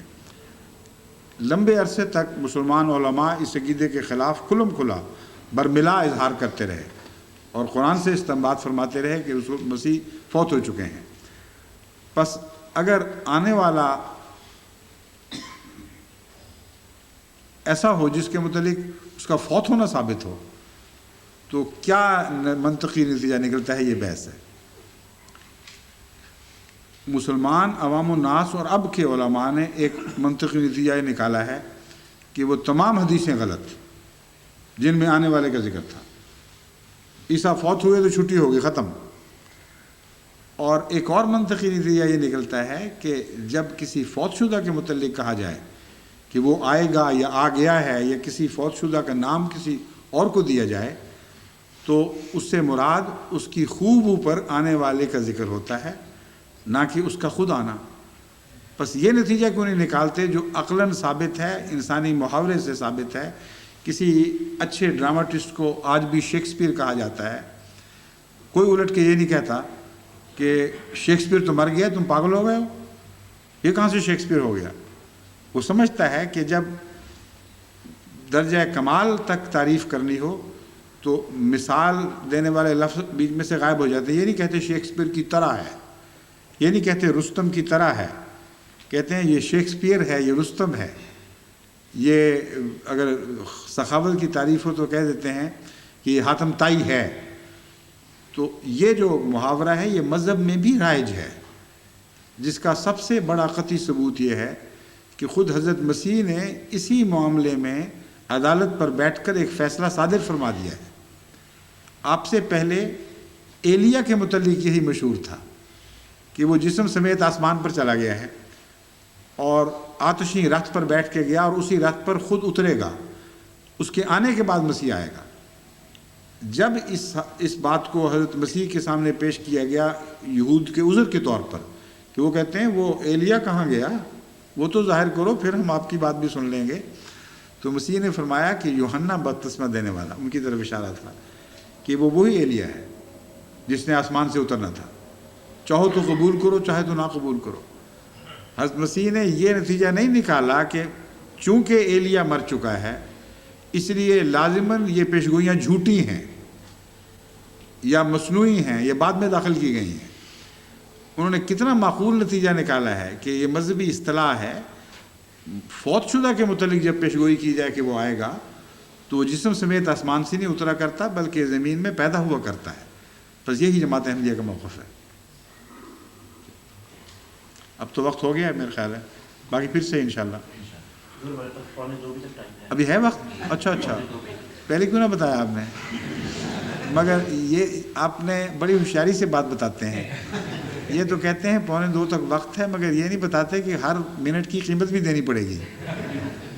ہیں جو ایشیا کا جا رہا ہے اس کو پیسے دینا پڑیں گے۔ ہاں، تو اس لیے جو ہم نے جو وقت مقرر کیے ہیں وہ اپنی جیبوں کو مد نظر رکھ کے مقرر کیے ہوئے ہیں۔